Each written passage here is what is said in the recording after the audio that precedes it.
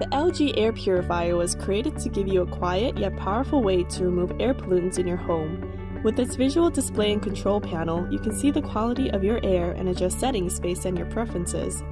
This tutorial will provide you the steps on how to use your control panel. To get started, turn on the power button. The sensor will take 30 seconds to stabilize and give you a reading of your air quality. After 30 seconds, the particle matter indicator will display and your air quality indicator light will change color. The air quality indicator light reveals your current air quality level by displaying a range of 4 colors: red, orange, yellow, and green. Red being the most polluted and green being the most clean. The particle matter indicator display tells you the density of dust for 3 different particle sizes. PM1 refers to a dust size of 1 micron, such as cigarette smoke and smog, while PM2.5 refers to a dust size of 2.5 microns, such as motor vehicle exhaust and wood-burning fires.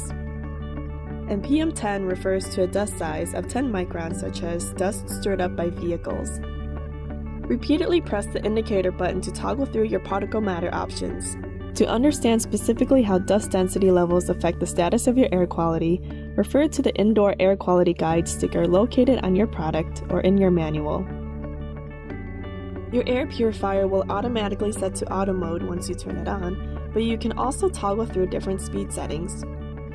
There's auto, which controls fan speed based on your current air quality, low, medium, high, and turbo, which operates at the highest setting for 30 minutes. The off timer function allows you to set your air purifier to sleep mode. You can set it to 2, 4, 8, or 12 hours. Once the off timer is set, all lights will turn off except for the off timer light, and the fan is maintained at a low speed for minimum noise. To disable the off timer function, press the off timer button repeatedly until 12 appears in the display. Press once more to disable the function. Use the lock function to prevent children or others from adjusting your settings.